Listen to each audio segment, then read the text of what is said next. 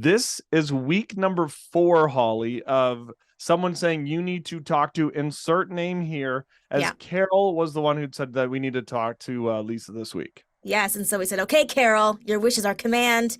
And voila, here we go. Yeah, speaker, educator, gold medalist, Lesa Mayes-Stringer. How are you? I'm doing well. We like to ask the skill testing question because we never know Uh-oh. where it's gonna go. I Don't worry, know. it's not hard, has nothing to do with math, because I wouldn't get the answer right. One time, no. Let me check Wikipedia.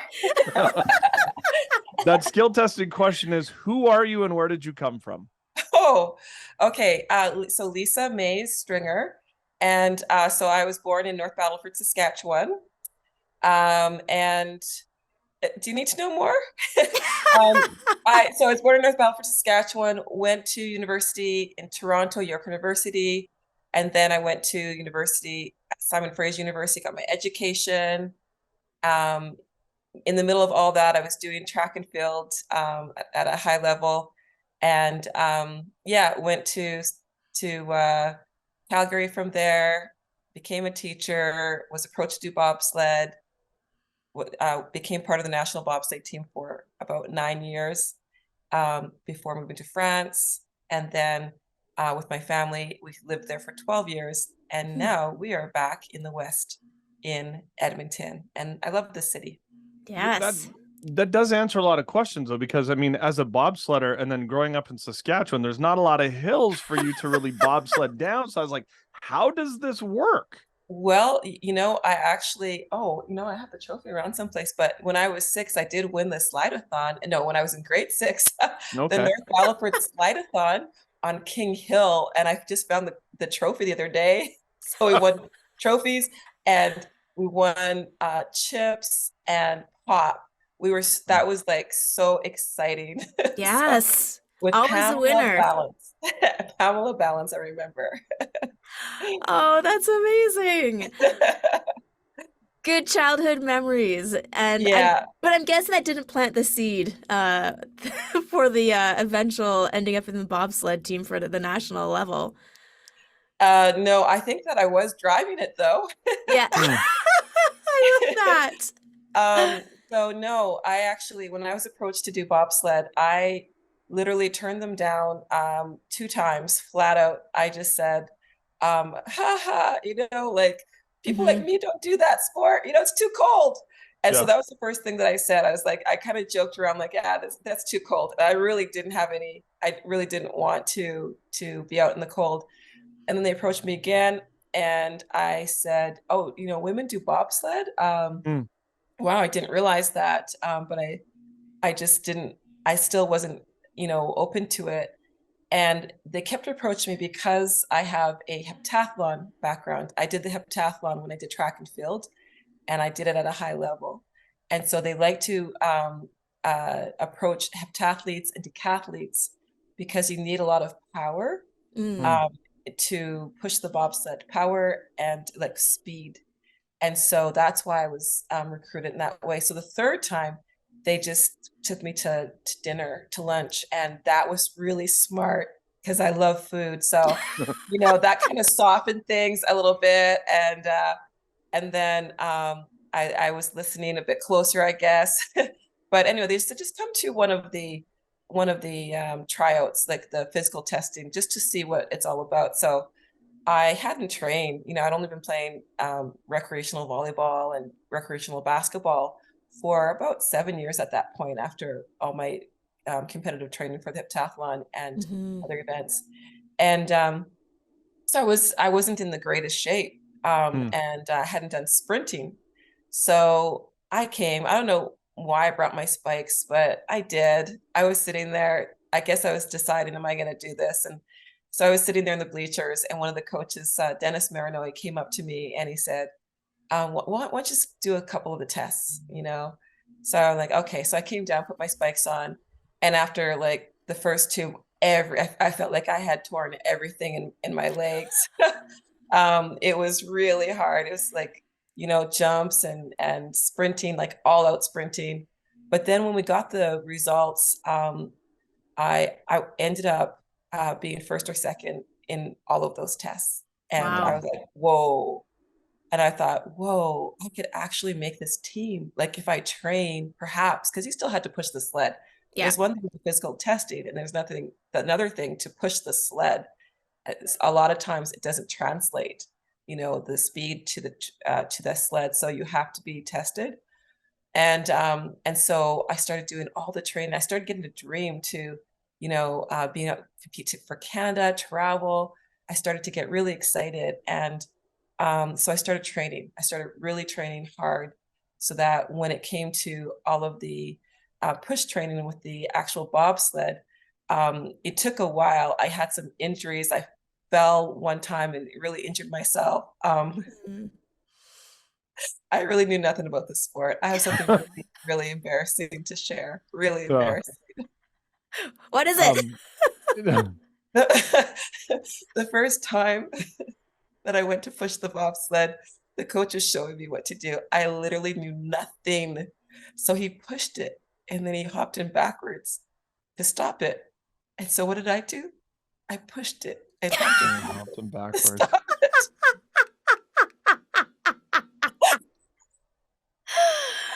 Like it was, I had never seen anybody push. It was the first time. It was just me and him. I'd never ever seen it in my life. And so, yeah, it's really embarrassing whenever I share that because, yeah. But anyway, what a fantastic experience to be part of the national team. I think I was a part of the team for 8 years, 8 or 9 years. Yeah, 8 years. Mhm. What is it like though? Because I mean, it's one thing to be a great athlete. It's one thing to be somebody who could sprint really quickly on ice and jump into a bobsled, but then it's a whole other thing to hurl yourself at hundreds of kilometers down an icy slope, trying to be the fastest one to do it. From like maybe your first time going down, what was that like for you?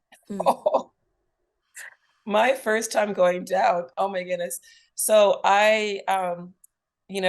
like I said, I didn't know anything about the sport. So I'm thinking to myself, oh, I want to drive that. I don't want to just be the pusher. I want to drive that. And so I said to the coach, I want to pilot.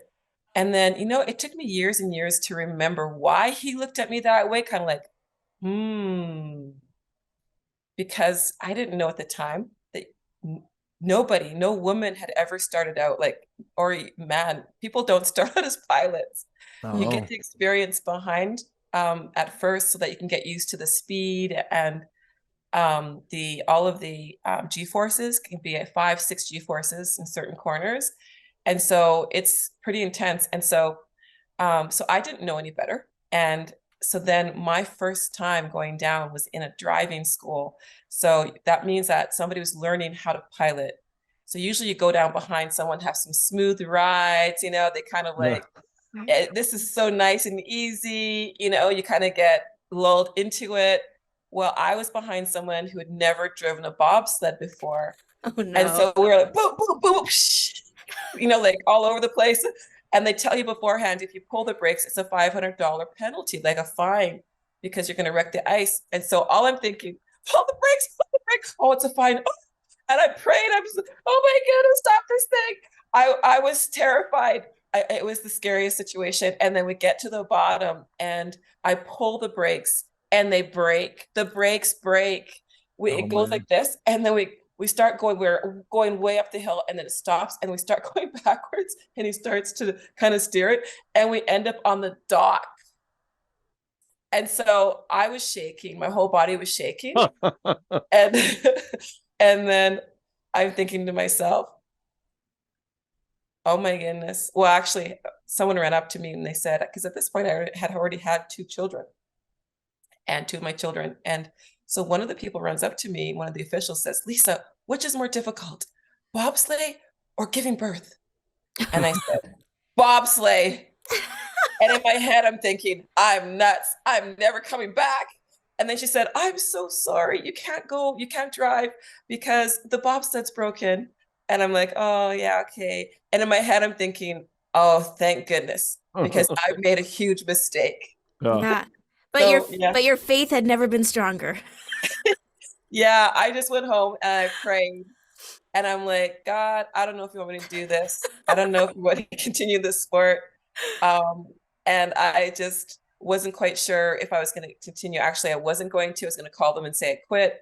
Yeah. And I started to, I was up really late, and because it was the evening, and I watched a show, and it was, I think Glenn Glenn, what's his name? He was an astronaut, Glenn something. He was part of the Apollo 13, and I can't think of his name right now. Anyway, so he was on the show, the Charlie Rose show, and he it was between him and Neil Armstrong to go to the moon. And he talked about fear. So he was asked, how do you get over fear? And my ears perked up like, yeah, how do you get over fear? And he said, you know what? The only way to get over fear is to face it. Hmm. And each time you face it and you overcome it, then you become more fearless. And I thought, wow, that's so true. And then I thought to myself, well, I'm not going to the moon. So I'll give myself 10 times. And if I'm still this petrified, then I will stop. And so, I carry that same attitude into my Christian walk, my walk with God, that when there's something that is really, I'm really afraid to do, I get on my knees, I pray about it, and then I just give it to God. If it's something that I know is good and right and noble that I should be doing, then I just ask God for help, and then I take that step. I won't say I'll do it every time, but let's just say most of the time. I'll take that step, and it's like I'm walking off a cliff. But I can tell you that that's when I've seen the most amazing things happen in my life, is when I am doing something and I'm terrified and I'm doing it for God. So that's my experience. My first time going down the bobsled track was in a driving school. That's wild. But it went much better moving forward, didn't it? Pardon me? It went much better moving forward, didn't it? Yeah, I was so lucky. I was so fortunate. I actually did the driving school, and then they needed me as a brake person. So I did that for a few months, and then I went back to driving. And I think it was about 2 years later, where, I ended up being the Canadian champion. So I was very thankful that, I stuck with it, and I was able to have these incredible experiences and meet so many amazing people from around the world. I think I had about 250 people over to my house, athletes from all over the world. Oh, wow. Yeah, when we had events, I would just invite everybody over, and we'd have barbecues in the snow, and it was wonderful. You made an interesting comment though, because you had said, "Oh, I didn't know that there was women bobsledders." Yeah. That is already one thing. What about women bobsledders who are of color? Was that something that you paved the way for? Was that something that was maybe brand new to that sport? Well, it was usually, if there was a Black person, they were usually a brake person.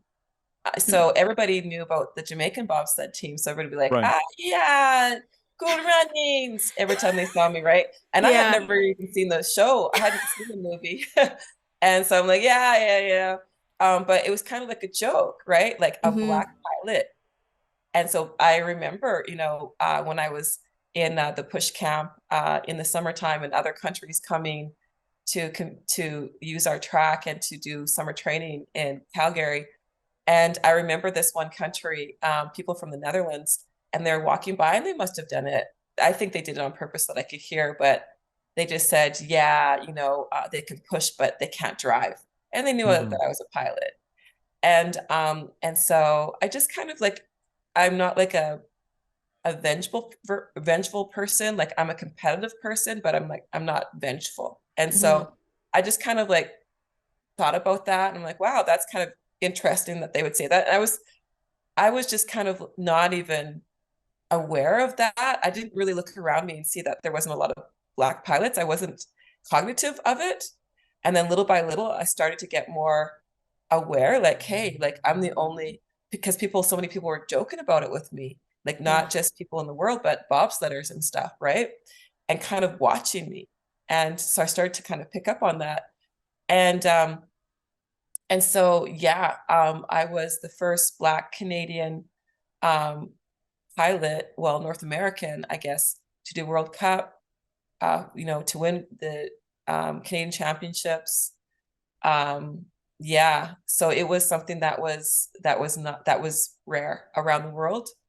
And so it was quite interesting, but it was one thing that I remembered, and this was about, I think it was that season or the season after, I was trying to do my qualification for the Olympics, and that person who had those people who had said that to me, I was competing against them at a World Cup in Germany.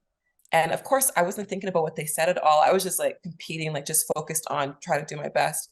And I had to have a certain position, like sixth or seventh.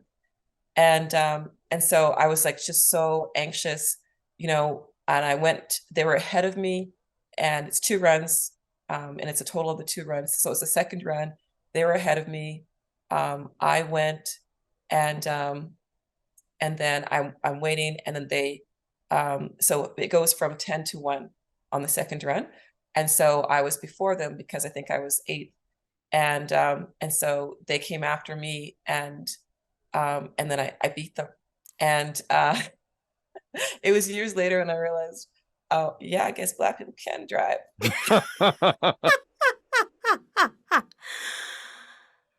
Oh, yeah, that's something that is hard to reconcile sometimes, is just how Yeah. people see your literally like your skin, and they make all these assumptions about you and your capabilities and how far you can go.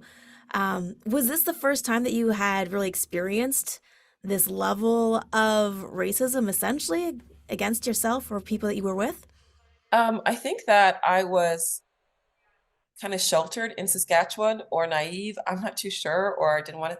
So I grew Yeah. up in a community where I think I was pretty like sheltered in North Battleford, Saskatchewan, because they loved our family. And Hmm. so, we were treated very well. My brother, he played NFL football. He's a huge star, and he was always a star. So I think that helped pave the way for the rest of us because, that respect. So Hmm. I mean, so I didn't really see it so much when I was younger. And then when I got to Toronto, it was different when I went to university there. I just saw the different cultures.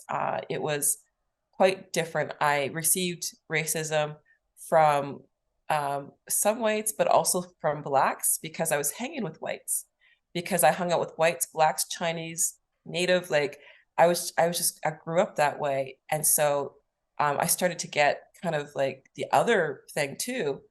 But definitely the worst for me was when I was on the national team, and it was around my, near around, well, 2005. We got a new coach, and he was discriminatory, racist, to my face. It wasn't even like it was Hmm. silent. It was like overt, saying things to me, saying, you're not going to go to the Olympics. I'm putting these other people on the team instead of you, even though I was, you know, ahead of the other pilots by far.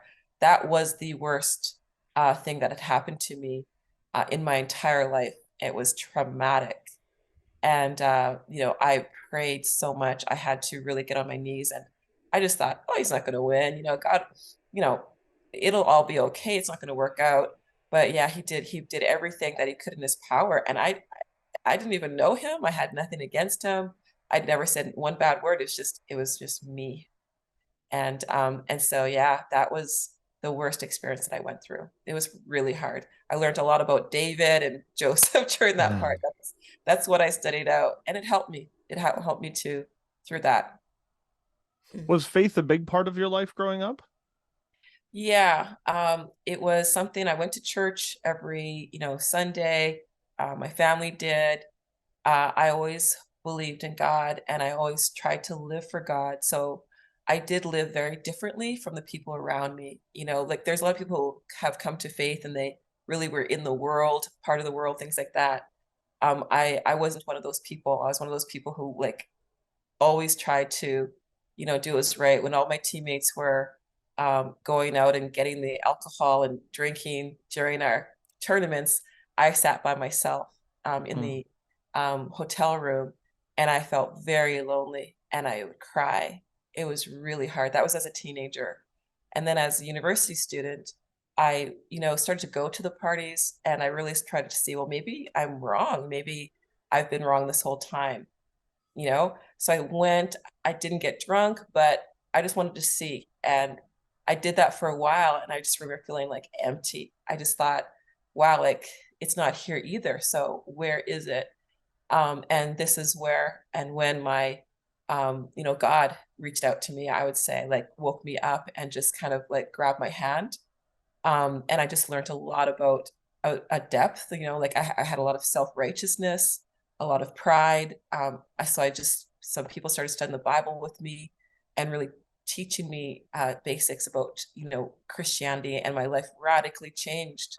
At that point, I was 19 years old, and it was the change for my life. I decided, no, I'm going to live for Jesus. He is Lord of my life from now on.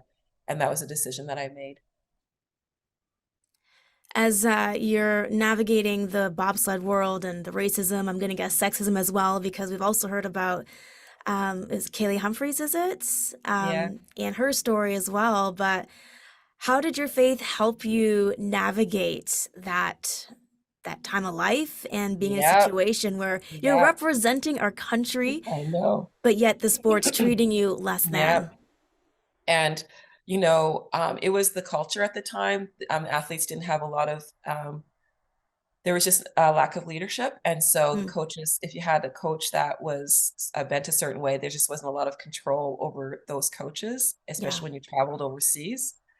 And so, yeah, I did face it all at the same time. It was like a triple whammy because I had children. yeah, And so it was like bringing a baby carriage onto a football field, like, oh, how can a, mom do this? This is, a man's yeah. sport. So there Mm. was that. There was, what he said was, I'm not sending a married woman with children to Olympic Games to represent Canada. And then he would, tell this to everybody. And but it was also because I was Black too, right? Mm. And so, sorry. And so navigating that, I just really, a lot of things can come up into your heart, right? Like, how dare you? Like, this is just so unfair. Yeah. And I'm a proud Canadian. So I mean, I did the Canada Day speech for Calgary, and it was called My Canada, because Canada's like a baby to me, right? And so for this to happen when I was on a national team Hmm. competing for my beloved country, to have this type of betrayal was it was it was the hardest, most difficult thing that I had ever faced in my life up to Mm. that point in my life. And I felt betrayed. Yes. And so I just had to, dig into the scriptures. Don't pay back. God will do it. Like, don't take revenge, my friend. Hmm. uh, Romans 12. Love must be sincere. Hate what is evil. Cling to what is good. I just had to memorize all those things. Look at Joseph. Look at David. How did they handle those things? And just really put my heart out there and cry out to God and be honest and be open, but just deal with that with God and me. So yeah, my faith helped me a lot to not to get a bitter heart during that time. You have this love for Canada so much, then why did you end up leaving? Why move and go Yeah, to the other side of the world? yeah, because of this. Okay.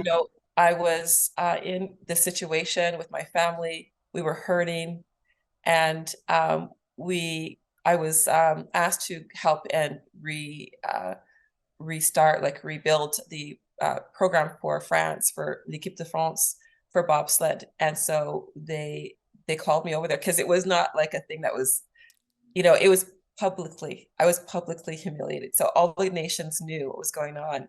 And so they're just, they just protected me, honestly. Like, so, France did that. And then the top Swiss, who was a top bobsledder, a bobsled maker at the time, he made me my bobsled for me and practically gave it to me. Wow. And then Monaco helped out a lot.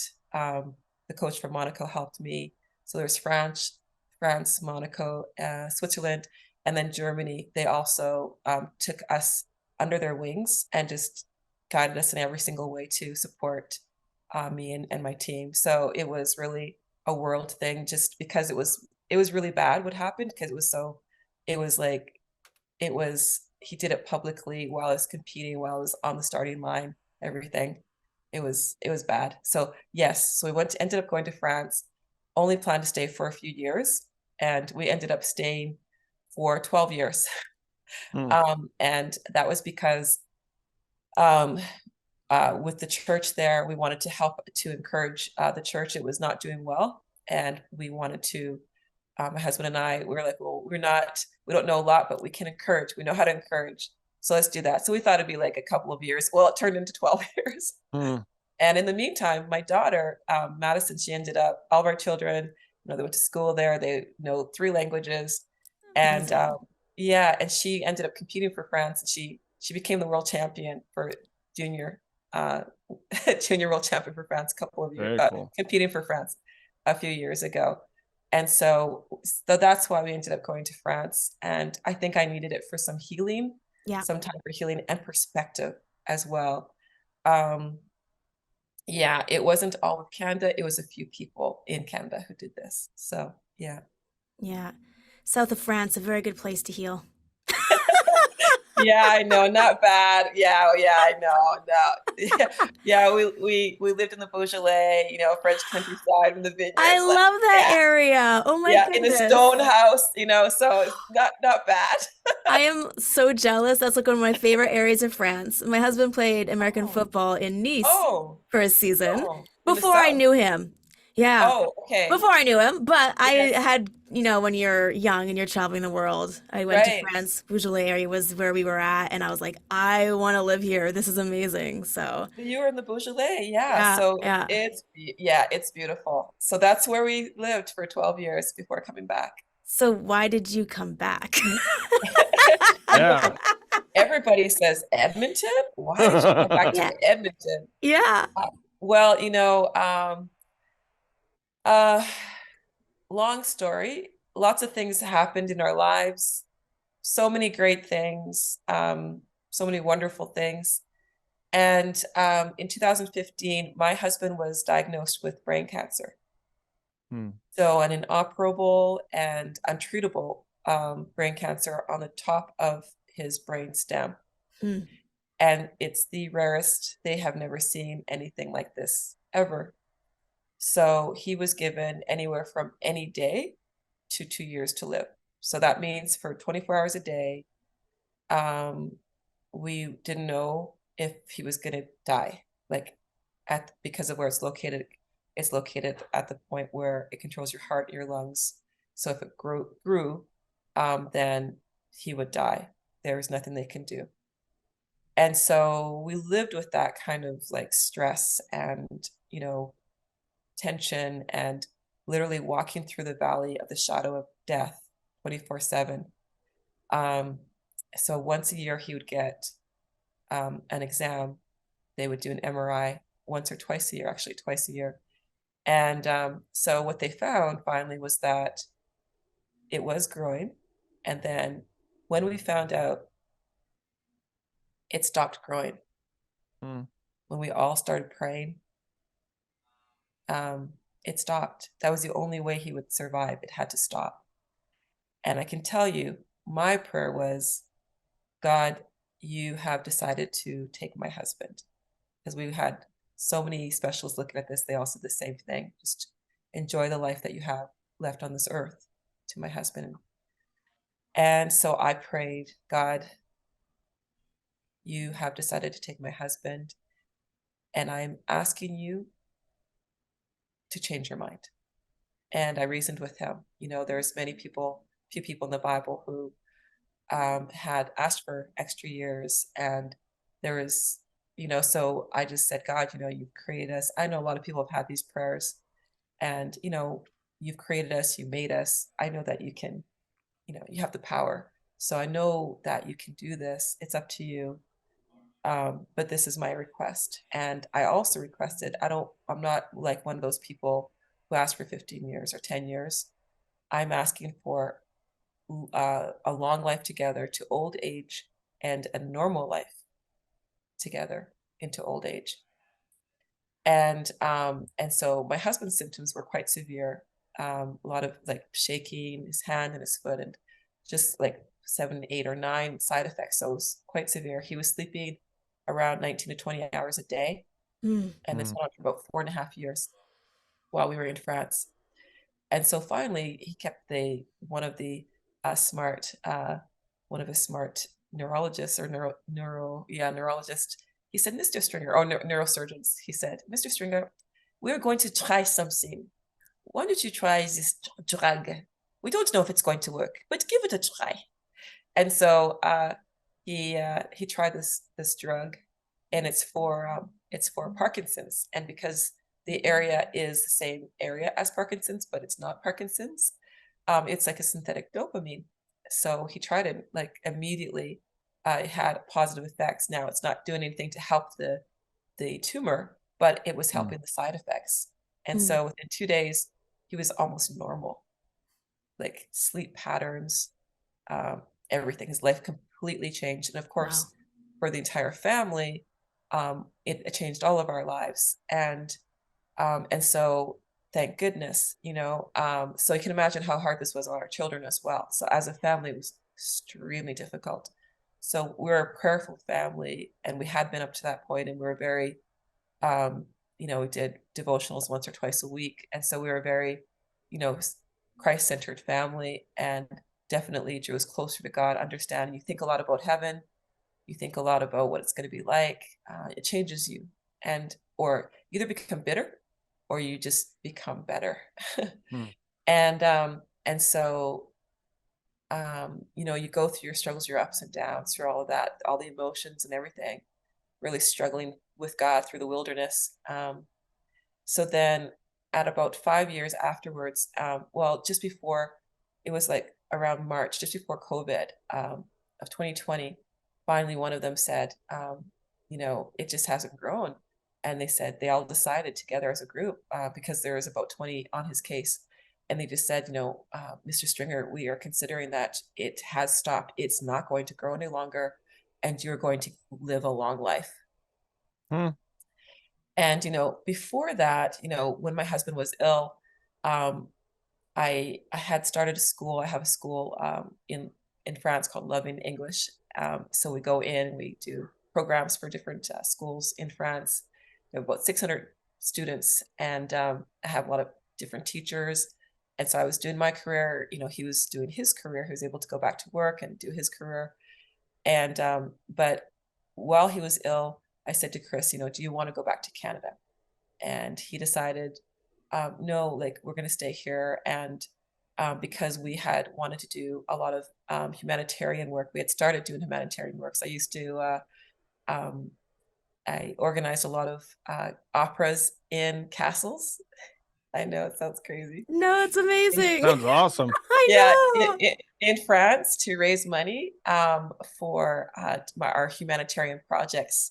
So we put in a well in Africa, a free healthcare clinic in Togo, Lomé, in a poor section of the city, and then a huge project in Bangladesh with a school. So he decided, and we decided together, this is what we want to do, really pour our hearts and our time into these humanitarian projects, and not knowing if he's going to die, right? Yeah. And so that's what we did. He started Hope Worldwide France, and Hope Worldwide is international, serves like millions, well, about 1 million people a year. It's, and so France didn't have one, so we did Hope Worldwide France. And so that's what we did. We kept our jobs, we kept helping out with the church, and we focused on raising money and kind of helping to oversee these projects through France and Bangladesh, not knowing how many days or years my husband would have on this earth. And so, that was during the time. And then, afterwards, well, during the time, that's when we found out that they said that he's going to live a long life. So for myself, I was busy with my school and serving all these different people. And I just saw how so many of these people that I was serving, I just started to feel like my talent is being used for the world. Like, I want to use it 100% for God. like all the different things that he's given me. Hmm. I want to use it like more specifically, full time. So I was thinking in my head, working full time for Hope. That's what I was thinking. So I started looking into it, asking questions, seeing if there's job openings.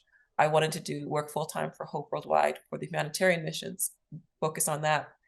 What I didn't realize was that God was preparing me for the full-time ministry. I always said, I'll never do that. Yeah. I'll be like right-hand person. I'll help out. I Yeah. will never work full-time in the ministry. Like that was a never, God just like made such a joke out of that.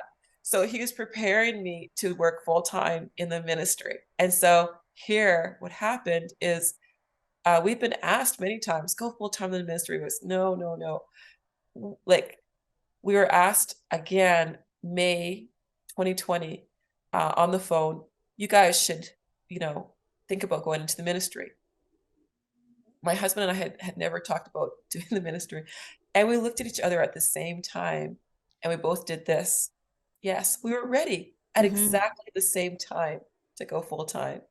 And so we said yes. And so we were hired by Edmonton to come here to lead the church. And this is what we've been doing now for it'll be 3 years, September 1st.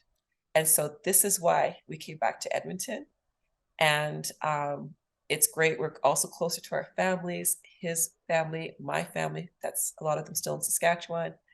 And we're able to work with these amazing people here in the church in Edmonton, the capital city church. Amazing. I love that.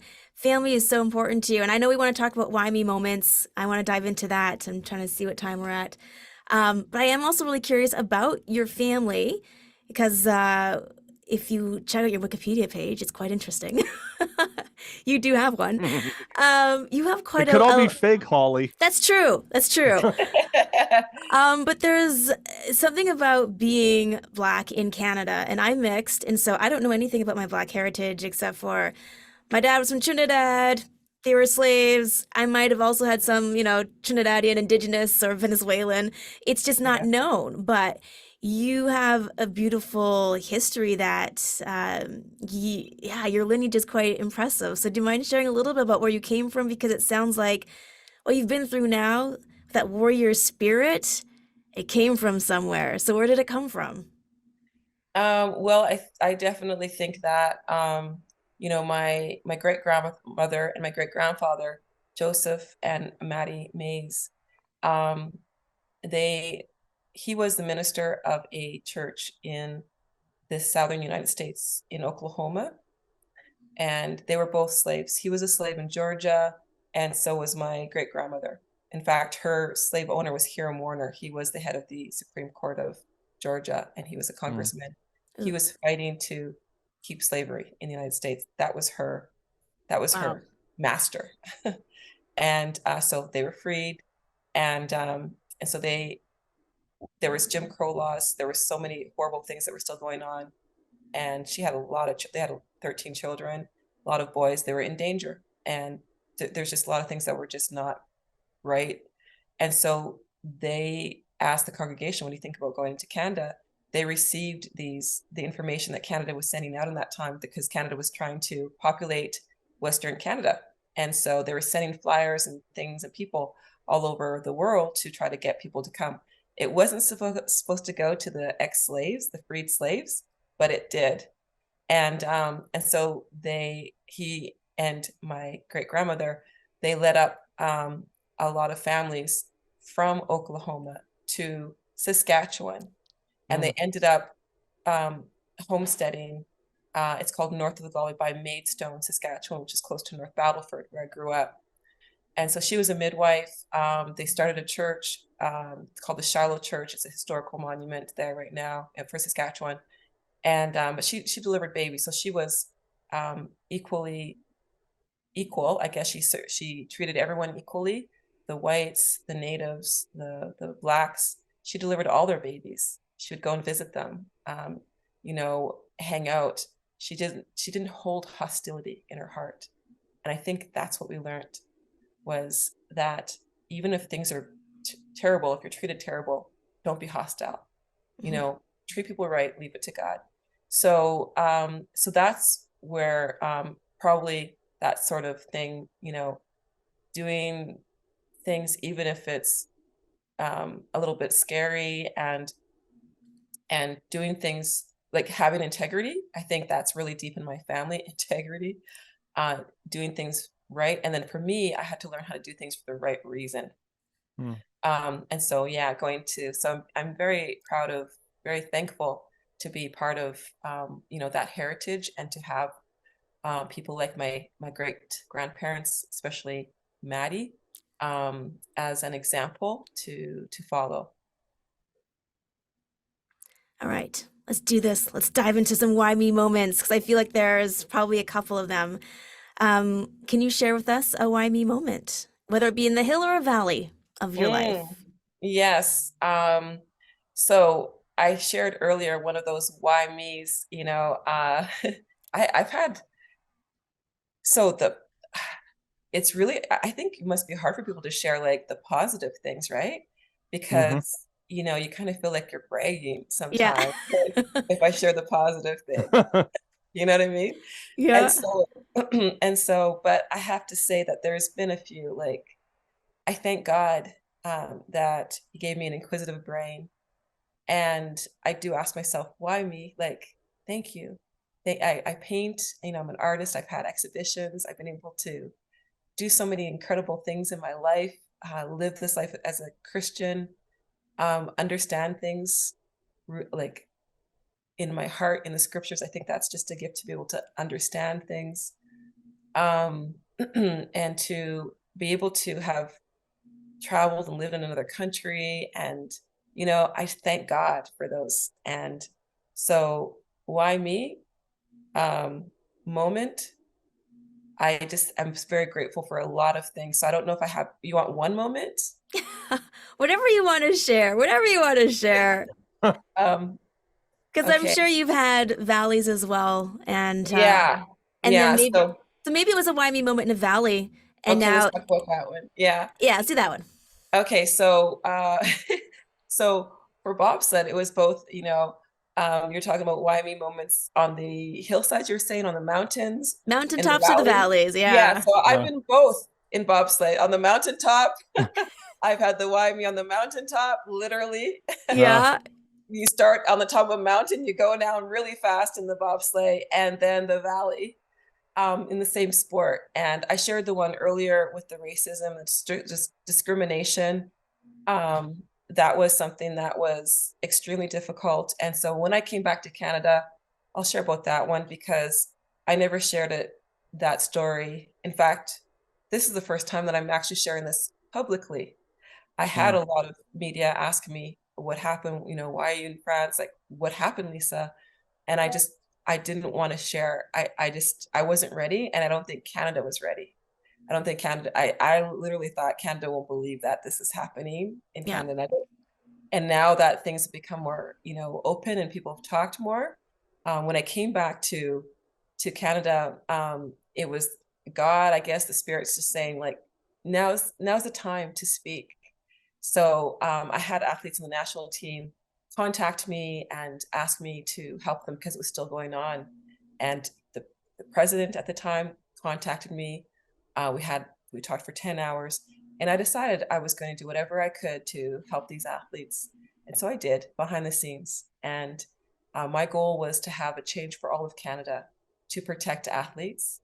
And so that did happen a few months later where, I'm not going to say I was the only one in that, but the bobsleigh athletes did talk about it. Things, they decided to go public, and it caught the attention of other teams. Other teams went public, caught the attention of the Minister of Sport. And then she had an emergency meeting, put in place it's safe practices, and every single national team has to be part of that to protect athletes. Otherwise, they cannot get supported by the federal government. That was July 1st of last year. And so, did my warrior spirit come out? Yes, absolutely. Because, I wanted to help. I wanted to help these people, not in a combative way, but in a non violent, smart way, just I gave them support with finding lawyers for them and strategy and just support, emotional support. And so I would say that that was a mountaintop experience that happened because of the valley. Yeah. Yeah. And that's just it. You That's never amazing. know how God's going to use your valleys to glorify him down the road. Yeah. And like I said, it wasn't just me, right? There was a Yeah. lot of other athletes who were involved in this and who were helping the athletes. Neville Wright is one of them. And it just basically everybody coming together. But I'm really happy that I was part of that. Her and her husband involved in Capital City Church of Christ, Love in English, Hope Worldwide France, at Lesa Stringer on the Insta. I'm so glad that Carol said we got to talk to you. And Lesa, this has just been absolutely amazing. Thank you. Thank you so much for having me. And it's been wonderful to meet you. And thank you for doing this for so many people across Canada. I'm really thankful that you're doing this. It's going to help people in their faith. And so thank you for this. Thank you for you. Well, if you enjoyed what you heard today, like, subscribe, and check out more of our YouTube videos. Don't forget to follow us on all the socials, Facebook, Instagram, Twitter, and faithstrongtoday.com.